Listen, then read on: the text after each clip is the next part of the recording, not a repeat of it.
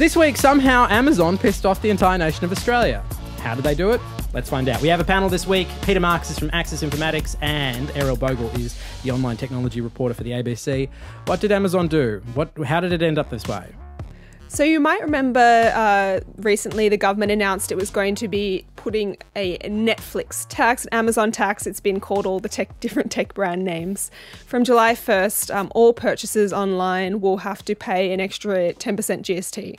So maybe when you shopped from overseas before, you were buying from ASOS or various stores from America, when you ordered clothing, devices from those sites, you didn't have to pay GST like you would. Under $1,000. If it was under $1,000, if you're in Australia. So that's a lot of people's online shopping.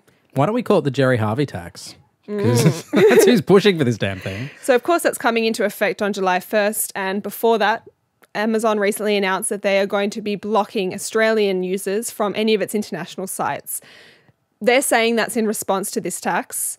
A lot of people are accusing them of maybe not being completely honest there. Wait a minute. This is one of the most wealthy tech companies in the world, and you're telling me they can't process a 10% fee? Well, they can through the Australian side. So I don't think it's quite as been characterised terribly accurately. Yeah, but the Australian side has a fraction of what you can get on the international side. I know, but the point about this tax is it makes the vendor have to do the collection of the tax. It's not done by the postal service or anything like that. The vendor has always had to collect that tax. The vendor in Australia has had to collect that tax. Why is that complicated for them? Well, the first thing is they're saying it levels the playing field, that somehow by not charging GST on small packages coming into Australia made it unfair for local vendors. But what about the postage? It irks me that you could buy a book by an Australian author out of the US and ship it to Australia and get it here cheaper than you could buy at a local shop. What is going on? Why is the cost structure in Australia so high?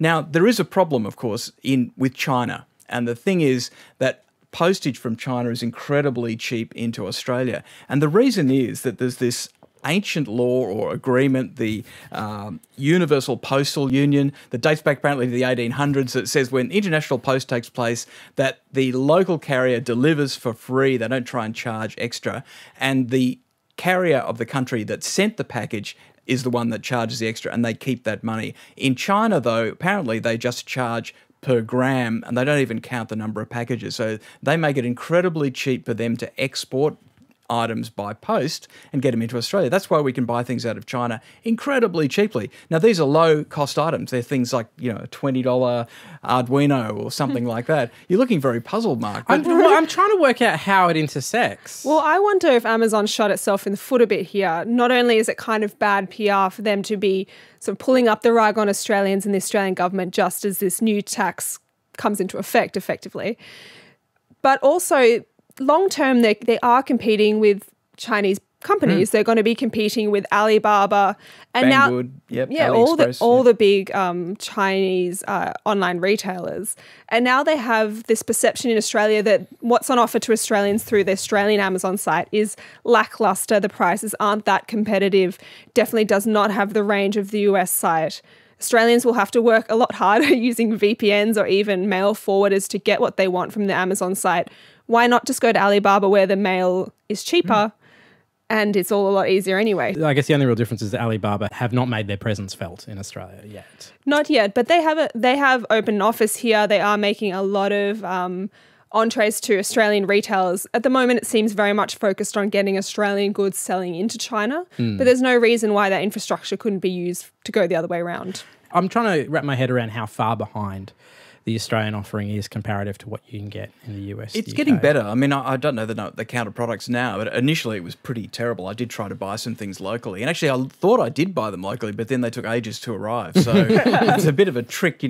Sometimes you can see what warehouse things are going to come from. So as you say, there's no doubt that Amazon could build the infrastructure in there to collect the tax. I'm sure they must have done it in other markets around the world. So maybe what they're doing is they're trying to actually draw a bit of attention, and all power to them. I think it's great that we're aware of this. As I said, I think that this is not levelling the playing field. We need to get our cost structures down. It's too expensive to move goods around in Australia. So how do you fix it? I think we need to find a better way to do shipping. I don't know what it is. How can you get a package out of China for free? I mean, a lot of them, they just build the cost of the shipping into it, and yet something in Australia is incredibly expensive. It's interesting too, because a lot of people have been saying, well, Amazon might not have a good range. It might have a lackluster product here in Australia for now, but wait till Prime arrives. And Prime, of course, being that super rapid mail service subscription that you can get in America and some of the other countries where Amazon's offered. Well, you can be an Amazon Prime member in Australia, but your only real advantage is you get like to watch some extra video. You get to watch some Amazon content. Yeah. Marvelous Mrs. Maisel, great show. But I don't know it's worth the full Prime. It is a good show though. It's unclear whether Amazon will be able to get the necessary costs in Australia to offer Prime on the level that is offered in America. And we're not alone in Australia. There's complaints in the US. I know Trump was focused on trying to get the US Postal Service to charge Amazon more, but they say they actually make money out of it. I mean, obviously Amazon has negotiated really good prices on shipping. Yeah. So, you know, they've screwed them down by volume. All right, there's lots more of this in the podcast of Download This Show. We're also talking to the Chief Technology Officer for the Hillary Clinton 2016 presidential campaign to find out what it was like to be in the centre of that storm. You can find that on all good and some mediocre podcast apps. We'll see you there. Bye.